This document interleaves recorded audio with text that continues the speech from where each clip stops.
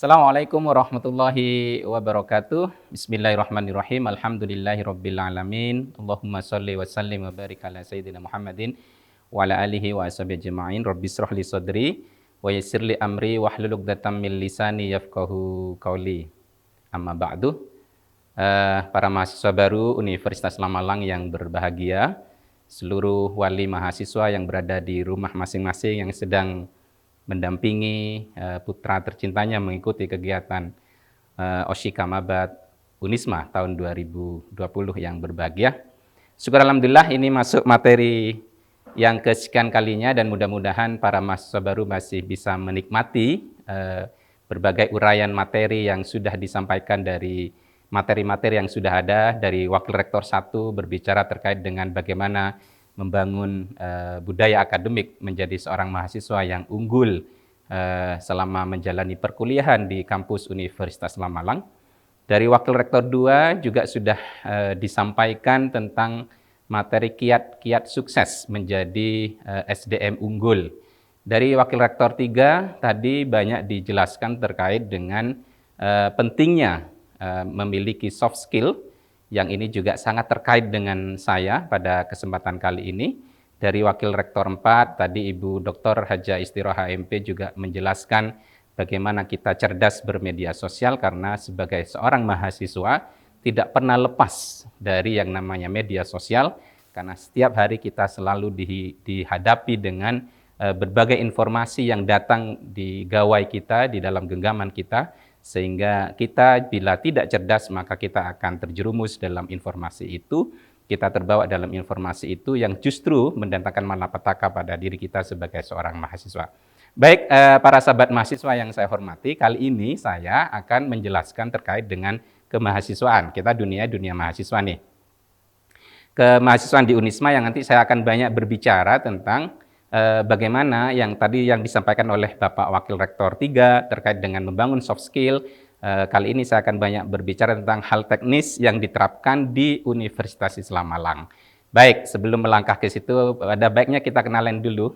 Saya Muhammad Yunus, berasal dari Probolinggo.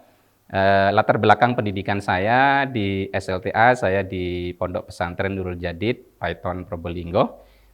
S1 dan S2 saya alumni dari Universitas Islam Malang. Prodi saya adalah pendidikan bahasa Inggris di Fakultas Keguruan dan Ilmu Pendidikan. S2 saya juga di bahasa Inggris dan S3 alhamdulillah saya selesaikan di Universitas Negeri Malang yang lulus di tahun 2019. Saya punya pengalaman juga di luar negeri dalam bentuk short course education, pendidikan pendek saja, kurun waktu 2-3 bulan.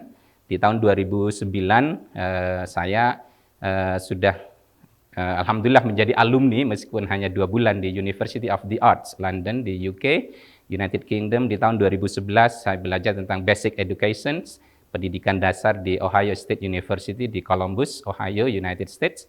Di tahun 2017 saya banyak belajar di Charles Darwin University di North Territory di Australia. Saat ini alhamdulillah saya dipercaya sebagai Kepala Biro Administrasi Kemahasiswaan, Alumni dan Keagamaan. Jadi sekali lagi saya ingin menyampaikan kepada saudara semua sebagai mahasiswa baru di Universitas Lamalang, apapun jenis perguruan tingginya baik negeri maupun swasta, saya pikir tidak menjadi persoalan karena banyak dari alumninya juga mampu untuk jalan-jalan ke dunia tanpa harus mengeluarkan biaya sendiri. Itu berkat dari kemampuan dari hard skill dan soft skill yang dibangun. Jadi untuk itu ada baiknya kita untuk mencermati apa aja sih yang berada di Unisma ini. Untuk itu saya ingin mengucapkan selamat datang dan bergabung di Universitas Islam Malang. Mari bersama mewujudkan SDM unggul menuju Indonesia maju. Sahabat mahasiswa semua yang saya cintai, yang saya banggakan, tidak salah saya pikir saudara memilih Universitas Islam Malang sebagai pelabuhan untuk menimba ilmu sebagai kawah candra di muka saudara di Unisma ini. Kenapa? Karena Unisma adalah kampus Islam, kampus Islami unggul di Indonesia ini, terbukti dari peringkat 44 yang diraih oleh Universitas Lamalang di tahun 2020 yang sudah banyak disampaikan oleh para wakil rektor bahwa ranking 44 itu adalah ranking perguruan tinggi baik negeri maupun swasta. Jadi kita tidak kalah dengan perguruan tinggi swasta, juga tidak kalah dengan perguruan tinggi negeri yang ada di Indonesia ini. Itu seluruh ranking dari seluruh perguruan tinggi yang berada di tanah air ini, di Nusantara ini, yang jumlahnya hampir lebih mencapai 4.000-an perguruan tinggi yang ada. Untuk kinerja kemahasiswaan, kita patut bangga bahwa kinerja kemahasiswaan kita di Universitas Lamalang ini, kita berada di ranking 25 tahun 2020 ini. Artinya adalah berbagai jenis kegiatan kemahasiswaan yang berada di Universitas Lamalang ini, baik prestasi akademiknya, baik prestasi soft skill-nya, baik prestasi dari Dirjen Dikti, maupun prestasi yang diselenggarakan oleh non-dikti, termasuk tata pamong yang berada di Universitas Lamalang ini dalam hal bagaimana memanage organisasi kemahasiswaan yang berada di Unisma ini, kita diakui oleh negara bahwa kita berada di ranking 25. Jadi kalau tadi 44 itu adalah ranking perguruan tingginya dari keseluruhan kinerja yang ada di Unisma, untuk yang kinerja kemahasiswaan kita berada di ranking 25. Syukur kepada Allah Subhanahu wa taala. Untuk itu, mari membangun peradaban dunia melalui ukiran prestasi yang berada di Unisma. Baik, saudara semuanya, yang saya banggakan, saudara adalah generasi penerus bangsa. Di tahun 2045 nanti, saudara semua yang akan menjadi pemimpin-pemimpin di berbagai elemen yang berada di Nusantara ini. Kita fokus pada ciri dari seorang mahasiswa Unisma. Founding fathers kita, berbagai kalangan dari ulama, dari guru besar, pendiri kampus kita ini, sudah menargetkan bahwa seorang mahasiswa Unisma itu harus mempunyai sedikitnya 4 ciri yang menjadi karakter utama. Yang pertama adalah bahwa seorang mahasiswa Unisma itu harus memiliki kedalaman ilmu pengetahuan. Jika saudara berada di jurusan agama Islam misalnya, maka saudara harus tuntas belajar di prodi itu, harus menguasai kurikulum yang sudah ditetapkan di pendidikan itu. Jika saudara berada di kedokteran, berada di jurusan teknik, berada di MIPA, berada di prodi bahasa Inggris, di pendidikan matematika, dan seluruh prodi yang ada di Universitas Lamalang ini, mutlak saudara harus mampu menguasai kedalaman keilmuan yang diajarkan di prodi tersebut berdasarkan kurikulum yang diterapkan. Tapi apakah itu cukup? Tentu tidak, karena apa yang diterapkan di Unisma pasti juga berada di kampus lain. Untuk itu Unisma menargetkan lagi sebagai bentuk distingsi ciri dari mahasiswa Unisma dengan mahasiswa dari perguruan tinggi yang lain. Yang kedua adalah kedalaman spiritualitas. Spiritualitas ini adalah bagaimana kita membangun jiwa, membangun kebesaran jiwa kita, tidak gampang putus asa misalnya, dan tidak gampang putus asa karena kita yakin bahwa segala kehidupan, sendi kehidupan yang berada di dunia ini semuanya sudah diatur oleh Allah Subhanahu wa taala. Untuk itu jika sandaran spiritualitas kita ini kuat, maka kita akan mampu menjadi manusia yang utuh. Untuk itu Unisma ini dikenal dengan slogan ulama yang intelek, intelek yang ulama. Untuk itu keseimbangan ini harus dibangun. Maka intelektualitas berada di berbagai macam prodi yang saudara ambil, sementara spiritualitas kita asah dari berbagai macam kegiatan. Otak-otak Amerika, tapi hati harus serambi Mekah. Kira-kira itu yang seringkali didengungkan di kampus Universitas Lamalang ini. Yang ketiga, saudara, di samping kita mempunyai kekuatan ilmu pengetahuan, intelektualitas yang kita asah, termasuk juga spiritualitas yang kita asah, maka yang tidak kalah penting dari itu adalah bagaimana kita di Unisma ini dididik mahasiswanya untuk memiliki jiwa leadership yang kuat, jiwa kepemimpinan yang kuat.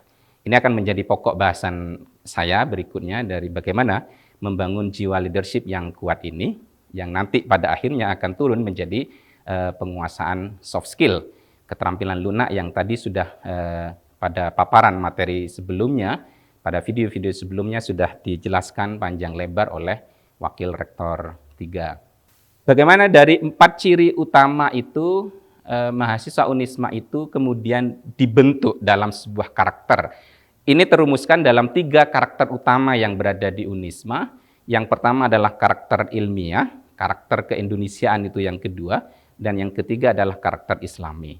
3 karakter ini kemudian dibangun dalam rangka mengantarkan mahasiswa Unisma ke 4 ciri tadi utuh, yaitu memiliki kedalaman ilmu pengetahuan, spiritualitas, leadership, dan soft skill. Dari karakter ilmiah, ciri dari orang yang ilmiah itu harus jujur. Maka kejujuran adalah satu dari nilai trilogi yang sudah ditetapkan oleh founding fathers kita. Orang yang ilmuwan boleh salah, tetapi ilmuwan tidak boleh berbohong. Maka seorang ilmuwan cirinya adalah harus jujur.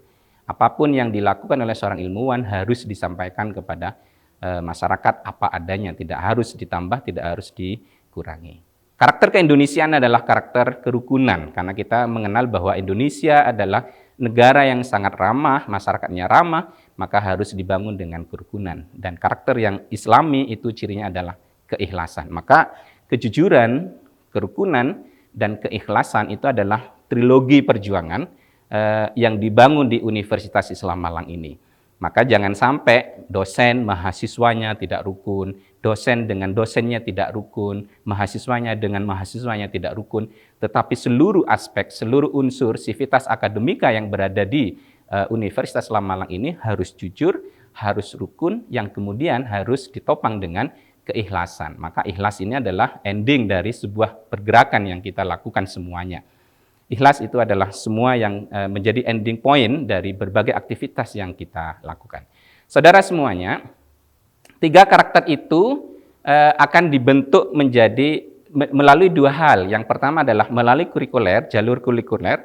Yang kedua adalah melalui jalur non-kurikuler. Pada jalur kurikuler itu nanti akan membangun pada keterampilan kerasnya atau pada hard skill-nya. Sementara pada jalur non-kurikuler itu pada pengembangan soft skill-nya, yang tadi banyak dijelaskan oleh Wakil Rektor 3. Bagaimana non-kurikuler ini menjadi sebuah kegiatan kemahasiswaan yang harus dikemas dengan baik, yang kemudian itu mampu mengantarkan mahasiswa itu memiliki jiwa, memiliki karakter ilmiah, memiliki karakter keindonesiaan, memiliki karakter Islami, yang pada akhirnya 4 hal tadi itu yang harus dicapai, yakni kedalaman ilmu pengetahuan, kedalaman spiritualitas, jiwa kepemimpinan, dan soft skill yang harus dikuasai oleh mahasiswa.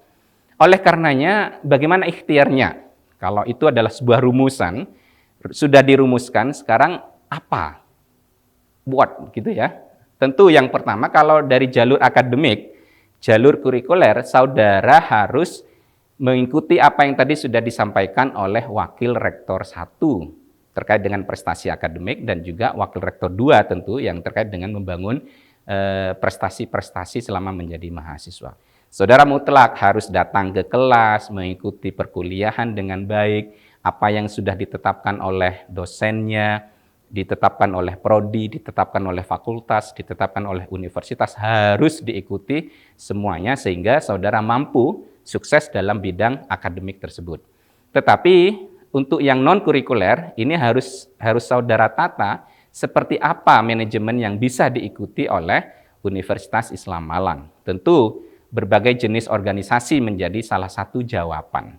Dalam hal ini kita akan mengenal organisasi itu, organisasi kemahasiswaan itu ada 2. Organisasi mahasiswa intrakampus yang dikenal dengan OMIK, dan organisasi mahasiswa ekstra kampus yang dikenal dengan OMEK.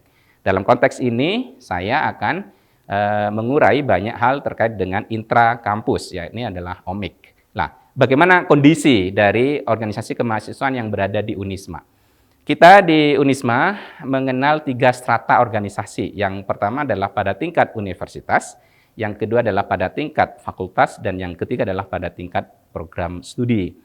Pada tingkat universitas itu ada organisasi yang disebut dengan Dewan Perwakilan Mahasiswa Universitas Islam Malang atau dikenal dengan DPMU.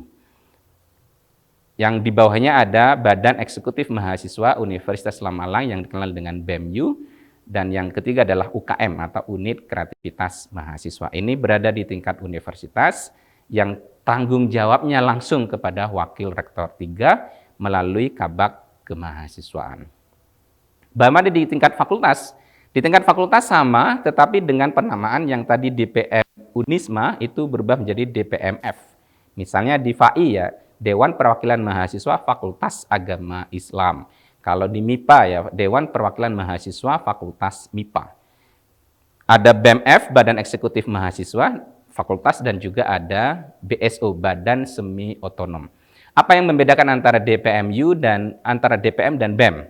Kalau DPM itu pada organisasi ini sifatnya legislasi, pada sifatnya monitoring, membuat peraturan-peraturan dan segala macam, termasuk menyelenggarakan pesta demokrasi yang berada di kampus kita ini, di wilayah organisasi kemahasiswaan tentunya. Pemilihan BEM ini kalau di tingkat universitas pimpinannya adalah presiden, Presma, presiden mahasiswa, sementara yang di fakultas pimpinannya adalah gubernur mahasiswa. Nah, untuk minat dan bakatnya di tingkat universitas itu ada UKM. Kita tahu tadi sudah disampaikan ada 16 UKM yang dimiliki oleh Unisma. Banyak di situ ada UKM tari, ada UKM panorama untuk fotografi, ada UKM teater, ada UKM pagar nusa, dan berbagai jenis UKM yang lain berjumlah 16 unit kreativitas mahasiswa. Bahkan di tingkat fakultas juga ada UKM-nya, iya, tetapi namanya adalah BSO, Badan Semi Otonom, yang itu menjadi penciri dari fakultas tersebut. Di UKM-nya mungkin sudah tidak tertampung karena mahasiswa banyak misalnya, maka fakultas boleh mengakomodir UKM di tingkat fakultas dengan nama BSO, Badan Semi Otonom. Saudara semuanya, apakah hanya sampai di situ? Tidak.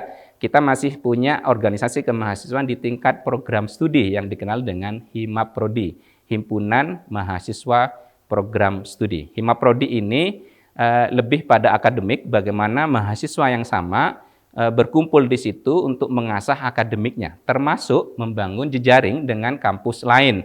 Misalnya HIMAPRODI Pertanian bekerjasama dengan HIMAPRODI Pertanian di seluruh Indonesia. Kita seringkali ditunjuk yang Unisma ini menjadi tuan rumah pada penyelenggaraan simposium, misalnya penyelenggaraan pemilihan berbagai jenis event-event kemahasiswaan yang ada di Nusantara ini, baik tingkat regional maupun tingkat nasional. Jadi itu silahkan saudara nanti bisa masuk. Yang awal memang tentu karirnya harus dibangun dari HIMAPRODI atau langsung bangun pada aktif di berbagai jenis UKM yang ada, karena setiap tahun ini pada penerima mahasiswa baru UKM pasti akan merekrut anggota baru. Silakan saudara aktif di situ untuk mengasah bagaimana saudara memupuk dan meningkatkan, mengembangkan keterampilan lunak yang saudara miliki, bakat dan minat itu.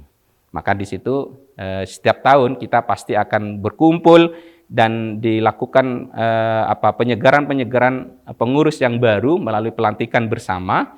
Mari berkarya bersama kami itu seringkali menjadi tagline, dan di situ pada kesempatan yang baik itu biasanya rektor akan memberikan injeksi motivasi kepada para mahasiswa semuanya.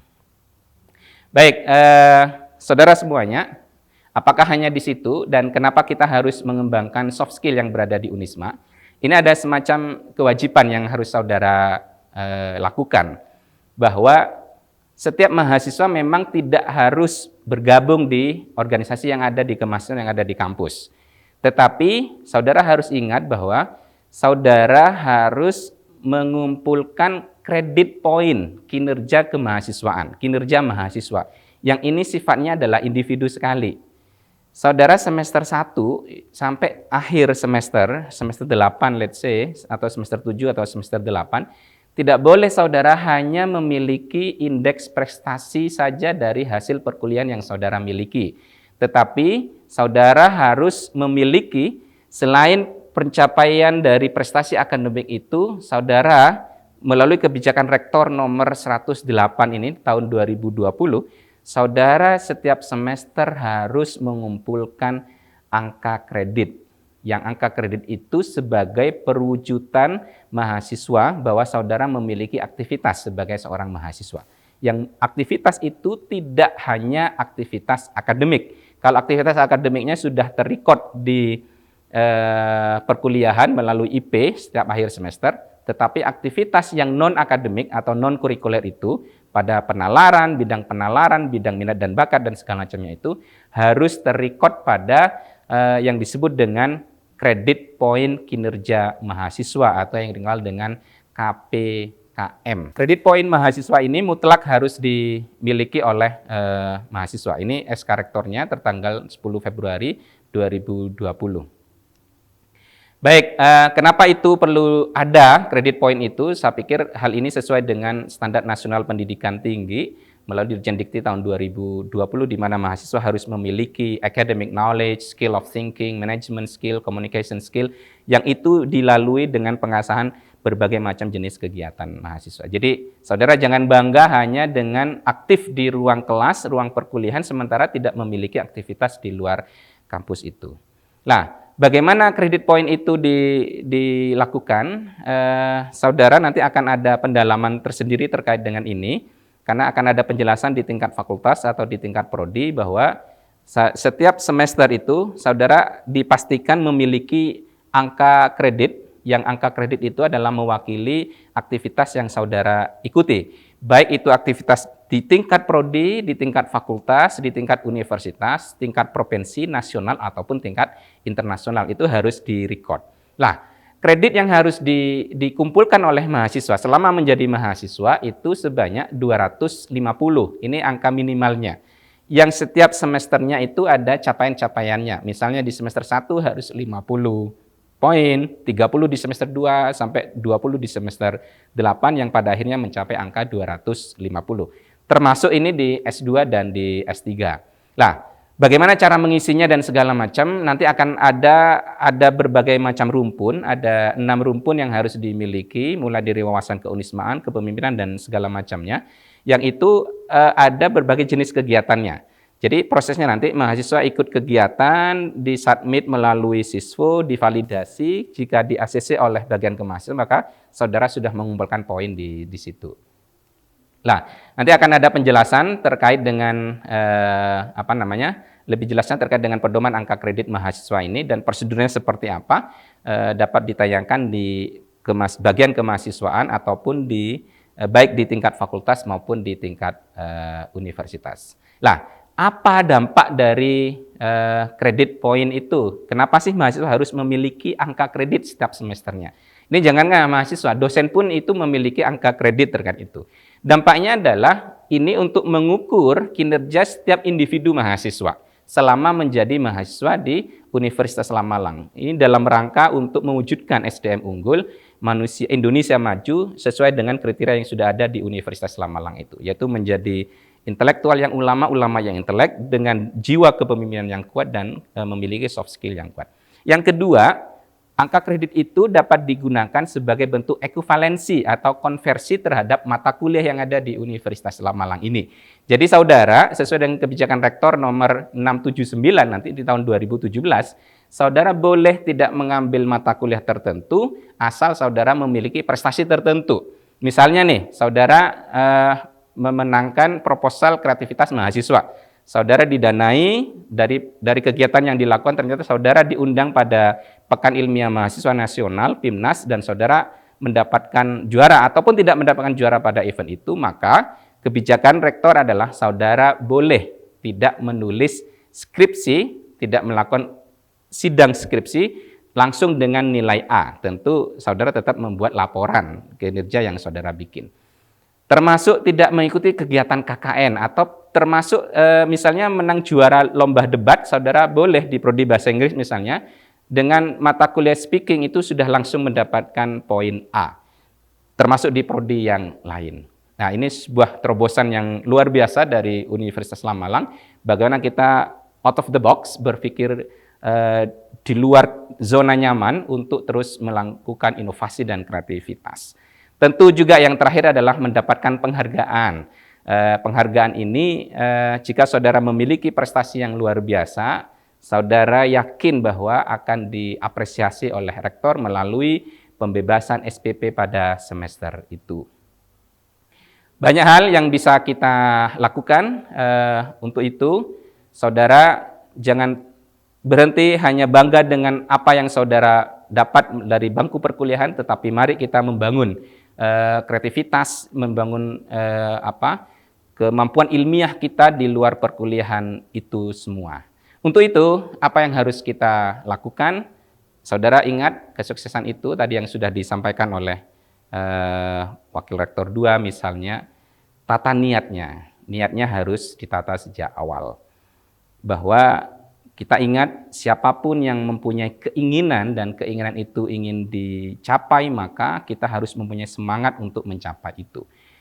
Keyakinan itu, semangat itu akan menjadi sebuah keyakinan, yang keyakinan itu akan menjadi doa yang akan diijabah oleh Allah Subhanahu wa Ta'ala. Yang kedua, kita harus tetap fokus pada belajarnya, mengasah keilmuan dan keterampilan. Ketiga, saudara ingat bahwa kita hidup di dunia ini selalu ada perantara-perantara. Adanya kita karena adanya orang tua kita, adanya orang tua kita karena ada kakek nenek kita dan segala macam. Maka kita jangan sampai putus sanad. Kita harus terus mendoakan kedua orang tua kita, baik yang sudah meninggal ataupun masih hidup. Terlebih masih hidup, maka kita harus terus membahagiakan orang tua kita. Jaga ibadah kepada Tuhan Yang Maha Esa, Allah Subhanahu wa Ta'ala. Jaga sholatnya, jaga puasa kalau bisa Senin dan Kamis dan terus dan segala macamnya.